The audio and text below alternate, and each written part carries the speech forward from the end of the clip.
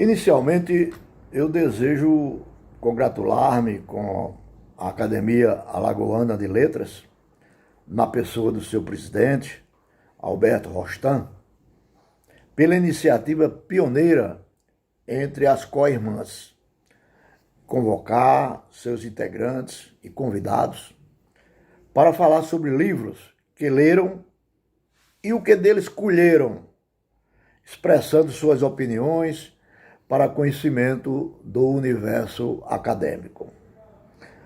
Na qualidade de presidente da Academia Paraibana de Letras, fui honrado com o especial convite e tentarei desincumbir-me, em poucas palavras, da missão que me confiaram.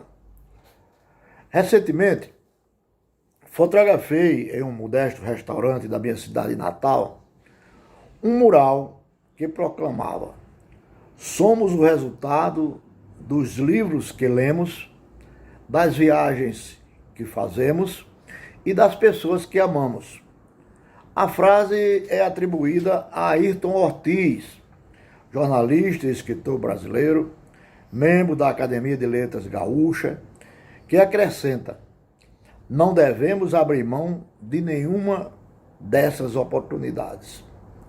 Se ninguém será o mesmo depois de uma viagem ou da perda de um ente querido, avaliemos a impressão que nos causa a leitura de um livro.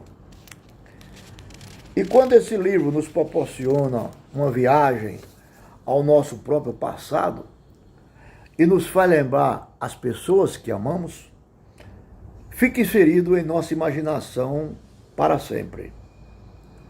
Foi a impressão que nos causou Menino de Engenho, obra escrita pelo paraibano Juscelino do Rego, em território alagoano, nos idos de 1932, portanto, há 90 anos, e que se juntaria a Doidinho, Banguê, Usina e Fogo Morto, considerados pela crítica como integrantes do ciclo da cana-de-açúcar, e que veria ser acrescido depois Meus Verdes Anos. O crítico alagoano Valdemar Cavalcante foi o ouvinte primeiro da leitura das páginas de um caderno escolar, onde Zé Lins, com uma letra miúda e de difícil tradução, escreveu em menos de 30 dias sua primeira obra. Escrevia pela manhã e à tarde, em uma praça da capital alagoana, lia em voz alta o que escrevera pela manhã. E às vezes falava tão alto que espantava as crianças que brincavam naquela área livre, conta Valdemar Cavalcante. O projeto inicial de Zé Lins era levar para um livro, a biografia do seu avô, o senhor de engenho e chefe político respeitada em toda a várzea do Rio Paraíba, onde fica o município de Pilar, e o engenho Corredor, berço do escritor, nascido em 3 de junho de 1901. Sem dúvida que os fatos narrados têm aquele engenho como cenário e giram em torno do seu avô, o livro identificado no livro como Coronel José Paulino.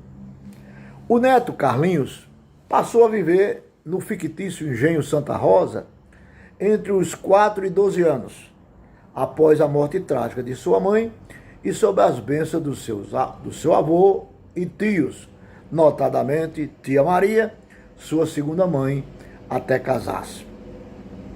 Excluída a tragédia familiar, tenho muito a me identificar com o menino Carlinhos. O engenho da minha infância tinha na minha avó paterna a figura central. Com família numerosa, administrava o engenho e produzia rapadura e aguardente.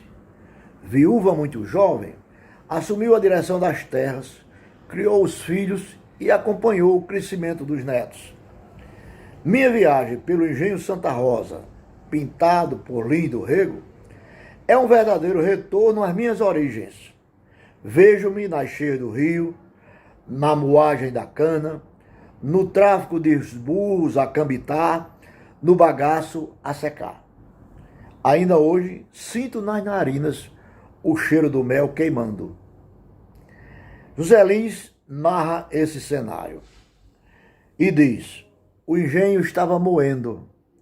Do meu quarto ouvia o barulho da moenda quebrando a cana, a gritaria dos cambiteiros, a cantiga dos carros que vinham dos partidos, a fumaça cheirosa do mel entrava-me pela janela adentro.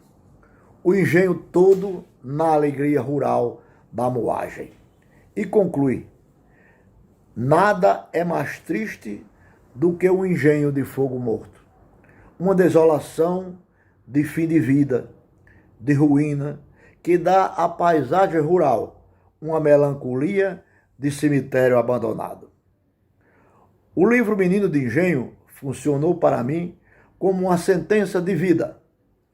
Não me perdoei jamais, por sendo herdeiro do engenho da minha avó, tê-lo feito desaparecer sem tentar reacender sua fornalha.